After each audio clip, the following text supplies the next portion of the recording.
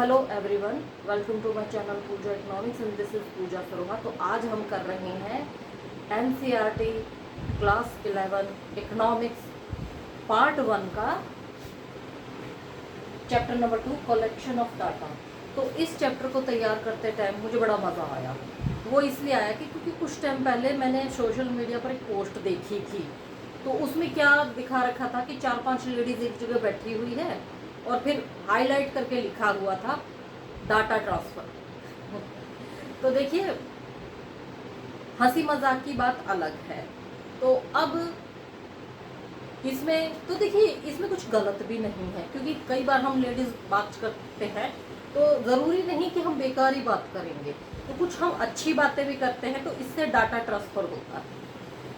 मतलब देसी भाषा में हाँ भाई, ये कई बार ये व्यंग्य के रूप में लिया जाता है कि हाँ भाई हो गया भाई डाटा ट्रांसफर। लेकिन हाँ, इकोनॉमिक्स में डाटा का क्या मतलब है, कलेक्शन ऑफ डाटा का मीनिंग क्या है। तो it is in economics language, collection of data is a collection of information about a situation or study of a particular incident। मतलब ये इंसिडेंट के ऊपर है, ये हेल्प करता है किसी भी सिचुएशन को अंडरस्टैंड करने के लिए और उस प्रॉब्लम, उससे जो प्रॉब्लम हुई है उस सिचुएशन में, उसको सॉल्व करने के लिए और उस प्रॉब्लम को एनालिसिस करने के लिए। माफ कीजिएगा, एनालिसिस प्रॉब्लम से पहले एनालिसिस आना था, लेकिन मैंने बाद में बता दिया। तो ये काम हमारा डाटा करता है। तो सबसे पहले डाटा होता कितने टाइप का है। तो जो हमारा जो डाटा है वो डाटा के दो टाइप होते हैं, एक तो प्राइमरी डाटा, एक सेकेंडरी डाटा। तो जो प्राइमरी डाटा जो होता है, जो फर्स्ट इंफॉर्मेशन मिलती है, जैसे कि एफआईआर भी देखिए एक प्राइमरी डाटा ही होता है, और उसके बाद जो इन्वेस्टिगेशन होती है वो सेकेंडरी डाटा हो जाता है। मतलब एक सिंपल लैंग्वेज में मैं आपको समझाने के लिए कह रही हूँ। तो प्राइमरी डाटा तो फर्स्ट इंफॉर्मेशन है, और जो सेकेंडरी डाटा अच्छी तरह से एग्जामिन करने के बाद जो रिपोर्ट बनेगी वो हमारी सेकेंडरी डाटा हो गया। गवर्नमेंट रिपोर्ट भी इसके अंदर आ जाती है।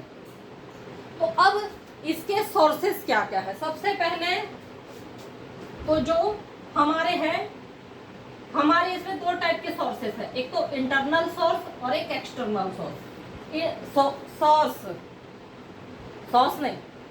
सोर्स बोल रही हूँ।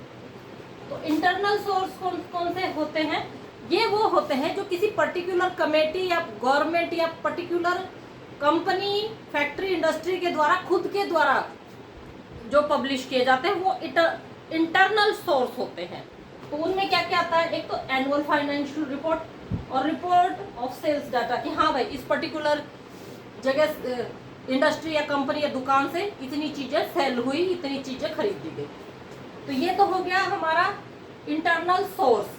अब एक्सटर्नल सोर्स जो बाहर से कलेक्ट करते हैं। भाई चलो, इसने अपना सामान बेच दिया, एक पर्टिकुलर कंपनी ने अपना सामान बेच दिया, तो अब पब्लिक की उसके ऊपर क्या राय है, तो वो हमारा पब्लिक रिकॉर्ड हो गया, या मार्केट सर्वे एक्सटर्नल सोर्स के अंडर आते हैं। तो इसमें क्या भाई, सीधी सी बात है कि मान लीजिए अब मैंने ये मार्कर बेच दिया। अब आप कहोगे पूजा मैडम हर बार मार्कर का एग्जाम्पल देती है। भाई ये काम है हमारा। तो देखिए, एक हो सकता है आप लोगों को मेरी आवाज़ थोड़ी स्लो आए, क्योंकि आज ईयरबड नहीं है मेरे पास। लेकिन हाँ, अगर आपका किसी भी तरह की क्वेरी हो, तो या कोई भी आपको गड़बड़ लग रही है, तो प्लीज़ कमेंट बॉक्स में मुझे कमेंट ज़रूर कीजिएगा। तो अब उसमें देखिए, ये हमारा मार्केट सर्वे है, ये एक्सटर्नल सोर्स है। तो देखिए, सीधी सी बात है, ये जो पेन मार्कर है मैंने अपनी तरफ से बेच दिया। भाई ये कितने का बिका, एक पर्टिकुलर शॉप से कितने का बिक रहा है, कितनों ने खरीदा, कितनों ने इसको पसंद किया, कितनों ने डिसलाइक किया, वगैरह वगैरह। नेक्स्ट वन इज, अब इसकी देखिए इंपॉर्टेंट टर्म क्या क्या है। तो देखिए, सबसे पहले तो इसकी इंपॉर्टेंट टर्म है इंफॉर्मेशन। भाई बिना इंफॉर्मेशन के डाटा आएगा कहाँ से? सबसे पहले तो हमें इंफॉर्मेशन चाहिए होगी कि हाँ भाई इस चीज फला चीज का हमें डाटा कलेक्ट करना। तो सेकंड वन इज वेरिएबल्स, इनके वेरिएबल्स होने चाहिए। ऑब्जर्वेशन, तो देखिए जब हमें इंफॉर्मेशन मिलेगी तो हम जो ऑब्जर्वेशन भी करेंगे कि यहाँ पर ये चीज़ें इतनी हैं, यहाँ पर ये चीज़ें इतनी हैं। और इन्वेस्टिगेशन, ऑब्जर्वेशन के बाद हम इन्वेस्टिगेशन करेंगे यानी कि जांच करेंगे। अब स्टैटिस्टिकल इन्वेस्टिगेशन देखिए क्या होती है कि वो अमाउंट में जांच करनी होती, क्या चीज़ कितनी, कितना प्रॉफिट, कितना नुकसान, एडवांटेज, एडवांटेज वगैरह वगैरह। एनामेच्योर यानी कि ये वो टर्म होती है कि जब हम अपनी जगह किसी और को जो है इन्वेस्टिगेशन करने के लिए कहते हैं। सेकंड वन इज रिस्पोंडर, कि देखिए जब हम क्वेश्चन करेंगे और सामने वाला जवाब देगा तभी कुछ बात बनेगी। अगर हम क्वेश्चन करते रहे और हमें सामने से जवाब ही ना मिले तो फायदा क्या? तो वहां पर रिस्पोंडर। और ये स्टैटिस्टिकल यूनिट, स्टैटिस्टिकल का आपको मतलब पता है संख्याकी यानी कि संख्याओं में। तो यूनिट यानी कि हाइट इन सेंटीमीटर, मीटर या फिर फीट में, या फिर वेट ग्राम, वेट इन ग्राम, किलोग्राम्स, मिलीग्राम, समथिंग। तो नेक्स्ट इज, तो देखिए अब इसकी डाटा कलेक्ट करने में देखिए सबसे पहले मेन चीज क्या होनी चाहिए। तो देखिए हो सकता है कि मैं बुक से थोड़ा डिफरेंट पढ़ा रही हूँ, लेकिन हाँ मेरा इरादा ये है कि आपको चैप्टर समझ में आना चाहिए। तो देखिए सबसे पहले कोई भी डाटा कलेक्ट करने के लिए सबसे पहले तो क्लैरिटी होनी चाहिए, कॉन्साइंस होनी चाहिए, स्ट्रक्चर होना चाहिए, टेस्टिंग होनी चाहिए, सिंप्लिसिटी होनी चाहिए, और हाँ डाटा रेलेवेंट होना चाहिए, और उसके अलावा ऑर्गेनाइज्ड होना चाहिए। ये चीज डाटा में जरूरी है, क्योंकि अब वही बात है कि अब मान लीजिए कोई चीज ऐसे बिखरी पड़ी, कोई चीज ऐसे बिखरी पड़ी, तो सामने वाले का दिमाग खराब होगा। तो सबसे पहले डाटा में एकदम सिंप्लिसिटी होनी चाहिए कि हाँ भाई सिंपली बता दो ये चीज इतनी है, ये चीज इतनी है, ये सिंप्लिसिटी होनी चाहिए। और हाँ इसमें नेगेटिव चीजों को दूर ही रखना चाहिए। ये नहीं कि अगर कुछ नुकसान हुआ तो आप मत बताइए, लेकिन नेगेटिव चीज का मतलब कि कोई भी ऑथेंटिक इंफॉर्मेशन छुपानी नहीं चाहिए। तो अब इसके देखिए मेथड क्या क्या है। सबसे पहले डायरेक्ट पर्सनल इन्वेस्टिगेशन, तो वही घर घर घूम के, जैसे आपने कई बार पुराने टाइम में टीवी पे ऐड नहीं देखे थे कि हाँ जी आपको हमारा प्रोडक्ट कैसा लगा है, इसमें क्या खामियां हैं, क्या खूबियां हैं।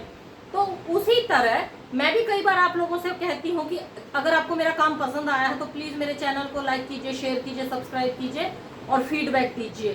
तो ये भी एक तरह से डाटा कलेक्ट करना होता है, क्योंकि मैं सिर्फ अकेली इकोनॉमिक्स नहीं पढ़ाती हूँ, और भी बहुत सारे हैं। तो उन्हीं के साथ मेरा कंपेयर किया जाएगा कि मैं कैसा पढ़ाती हूँ। तो सबसे पहले ये आ जाता है डायरेक्ट पर्सनल इन्वेस्टिगेशन में। तो next one is information from correspond, कि भाई हमें उससे रिलेटेड इंफॉर्मेशन दूसरों से मिलती है, जैसे कि न्यूज़पेपर है। अब देखिए सीधी सी बात है, मैं कभी अमेरिका नहीं गई, लेकिन अब अमेरिका में क्या होता है वो भी मुझे पता चल जाता है। क्यों? न्यूज़पेपर के थ्रू। तो ये भी एक तरह से डाटा प्राप्त करना होता है। तो अब मेलिंग के द्वारा, जैसे बैंक करते हैं, बैंक मेल भेजते हैं, तो अब इनकी भी आगे अपनी कुछ कमियां खामियां हो सकती हैं। तो अब indirect oral investigation the economic stand, तो इनडायरेक्ट मतलब किसी और के मुंह के द्वारा जानकारी प्राप्त करना, जैसे इकोनॉमिक स्टैंड।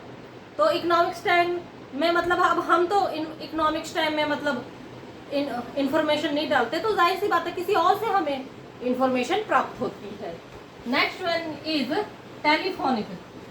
आप लोगों ने जैसे देखा होगा जो कॉल एक्सचेंज वाली होती है किसी या फिर आपने शॉपिंग एप्स पे भी देखा होगा, मिंत्रा पे भी। आप अगर आपको हमारा प्रोडक्ट पसंद आता है तो आपने वो 5 स्टार वाला सिस्टम देखा होगा, भाई स्टार दीजिए कि हमारा प्रोडक्ट आपको कैसा लगा, या कोई पर्टिकुलर प्रोडक्ट आपको कैसा लगा, फीडबैक दीजिए।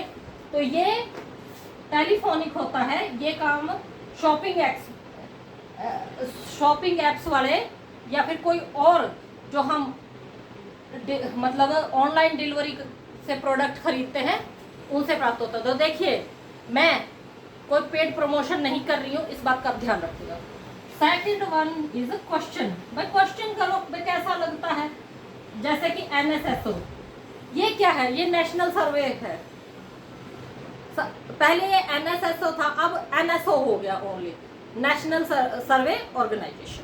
तो अब इसमें क्या है कि अब आप लोगों ने देखा होगा एक टाइम के बाद जनगणना वाले आते हैं, भाई पूछते हैं आपके घर में कितने लोग हैं, कितने जीवित हैं, कितने मृत हैं, भाई बेटे की शादी हुई है कि नहीं, बेटे की शादी कहाँ हुई, बेटी की शादी कहाँ हुई, वगैरह वगैरह। तो ये क्वेश्चन करके डाटा किया जाता। तो देखिए इसमें कोई बुरी चीज़ नहीं, ये उनका काम है। तो हमारा पार्ट 1 यहीं खत्म होता है। अगर आपको मेरा काम पसंद आता है तो प्लीज़ मेरे चैनल को लाइक कीजिए, हाँ डाटा ज़रूर ट्रांसफ़र कीजिएगा। Thank you very much. फिर मिलती हूँ आपसे। स्वस्थ रहिए, खुश रहिए, धन्यवाद।